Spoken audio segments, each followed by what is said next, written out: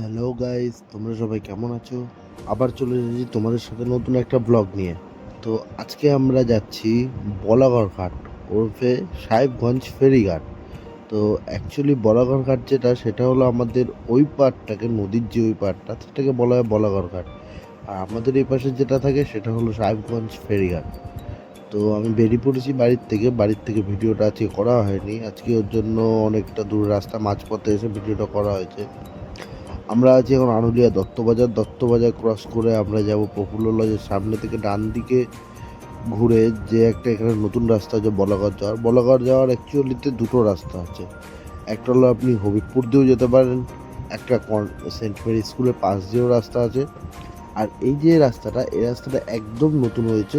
এই রাস্তাটা হলো আনুলিয়া হসপিটালটা পার করে আপনাকে প্রফুল্ল লজের পাশের রাস্তা দিয়ে আমবাগানের ঠিক সাইডে নতুন একটা ব্রিজ তৈরি হয়েছে, যেই জায়গাটার নাম হলো মাঝদিয়া।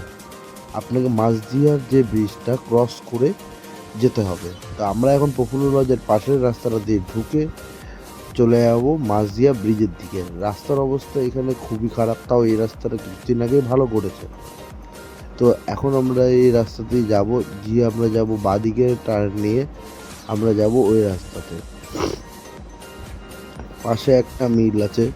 তো এই রাস্তার অবস্থা অতটাও খারাপ নেই, কিছুদিন আগে ভালো করেছে, সামনে গিয়ে আবার খারাপ পাবো। তো এটা হলো আনুলিয়া গ্রাম পঞ্চায়েত এসবিআই অফিস। সামনে আছে পঞ্চায়েত অফিস, আমার বাদিকে চলে গেলো এসবিআই। রাস্তার অবস্থা এতটাই খারাপ ছিল, মাঝখানে পুরোটা স্কিপ করতে হয়েছিল গাইজ। পুরো অবস্থাটা মানে খুবই খারাপ। তো হসপিটাল রোড যে এত খারাপ হয় সেটা জানা ছিল না আগে, প্রচণ্ডই খারাপ অবস্থা। এখন আমরা চলে এসেছি মাঝদিয়া ব্রিজের এখানে, আনুলিয়ারই একটা সাইডে মাঝদিয়া ব্রিজ। এখন এখানে সব এখানকার লোকাল ছেলেপেলেরা বেশ একটা বিকালে বেশ আড্ডা জমায়। তো লোকেশনটা খুব সুন্দর, একটা নিরিবিলি পরিবেশের মধ্যে। এখানে মাঝ রাস্তা দিয়ে একটা গাছের মানে চারিদিকে গাছে ঘেরা একটা সুন্দর রাস্তাটা আপনারা দেখতেই পাচ্ছেন কতটা সুন্দর। মানে ভিউটা অসাধারণ লাগছে, এদিককার ভিউটা। রাস্তার চারিদিকে বিকালবেলা গোধূলি টাইমে ছাগল গরু সব চলাফেরা করে, বেশ ভালোই লাগে। এরকম গ্রাম্য পরিবেশই ভালো লাগে অ্যাকচুয়ালি এদিকে। সারা জীবন তো শহরেই থাকা হলো, আবার এখানে একটুখানি রাস্তা খারাপ। তো এখানে আমরা চলে গিয়েছিলাম একটুখানি অন্য সাইডে। চলুন সামনে গিয়ে দেখা হচ্ছে, আপনাদের সাথে কথা হবে। রাস্তার অবস্থা এতটাই খারাপ যে মানে গাড়ি আর সোজা চলছে না, মানে চারিদিকে মানে কাদা হয়ে রয়েছে। অ্যাকচুয়ালি এটা কিন্তু রাস্তা না, এটা একটা রাস্তা। আমরা ইচ্ছা করে এই রাস্তাটাতে ঢুকেছি, কারণ একটু দেখতাম যে রাস্তাটার অবস্থা কি খুবই খারাপ নাকি যাওয়ার মতন আছে। এটা হলো আনুলিয়ার যে আমবাগানটা আছে, এই আমবাগানের ভেতর থেকে যে রাস্তাটা, ওটা ডাইরেক্ট বলাগড়ের রোডের সাথে মিশছে, ঠিক আছে? তো ওই রোডের সাথে মেশার জন্য এই রাস্তাটা খুবই শর্টকাট, খুবই। মানে এই রাস্তাটা দিয়ে গেলে যদি আমার 1 কিলোমিটার লাগে, তাহলে ওই রাস্তাটা দিয়ে গেলে আমার যে আরেকটা বাড়ির মানে পাড়ার ভেতর দিয়ে ওই রাস্তাতে আমার 4 কিলোমিটার মতন লাগে। তো এই রাস্তাটায় এখন মানে অবস্থা খুবই খারাপ হয়ে রয়েছে, যে কারণে বৃষ্টি হয়েছিল আমাদের এখানে। তো এই বৃষ্টির জন্য এই রাস্তাটার অবস্থা খুবই খারাপ। তো আমরা না যেতে পারার কারণে আমরা আবার চলে আসলাম আমাদের যেই পাড়ার ভেতর দিয়ে যে রাস্তাটা, ওই রাস্তাটা দিয়ে। এখন তো এই রাস্তাটা বেশ একটা খারাপের মধ্যেই রয়েছে। তো সামনে যখন বলাগড়ের মেন রোডটা মিশবে, ওই রাস্তাটা বেশ ভালো করে দিয়েছে, বেশ মানে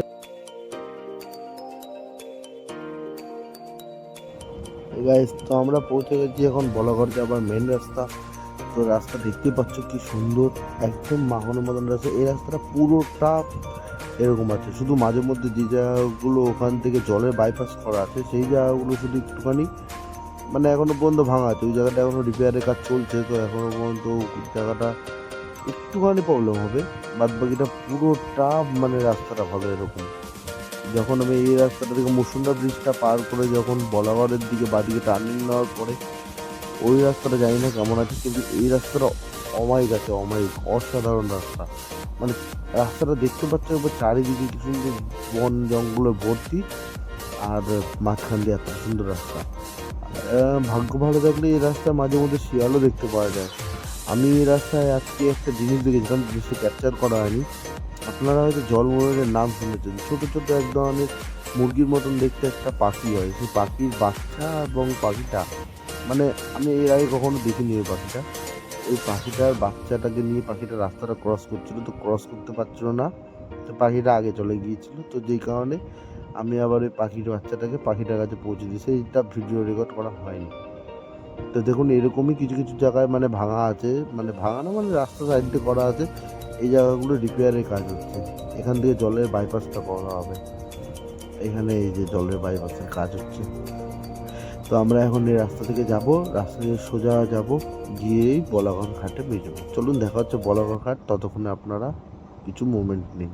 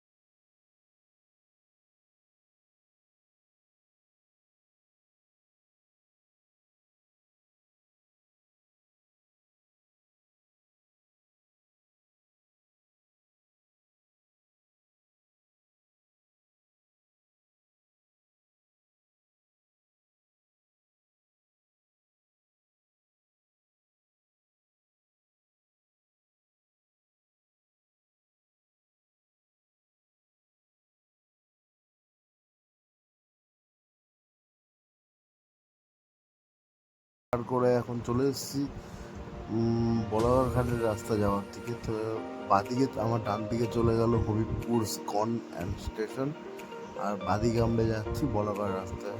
আমি জানতাম এই রাস্তাটা এখনো পর্যন্ত ঠিক হয়নি, এখনো পর্যন্ত এক সাইড ভাঙা রয়েছে, তো এই জানি না এখনো কবে ঠিক হবে না হবে। তো এই রাস্তা থেকে আমাদেরকে একদম সোজা চলে যেতে হবে, রাস্তার অবস্থা খুবই খারাপ হয়ে রয়েছে, তো মনে হয় না এই রাস্তা ঠিকঠাক ভিডিও করা যাবে। তো চলুন যতটুকু ভিডিও করা যায় ততটুকু আপনাদেরকে দেখাচ্ছি, আর নতুবা গিয়ে দেখা হচ্ছে একদম বলাগড় ঘাটেতে।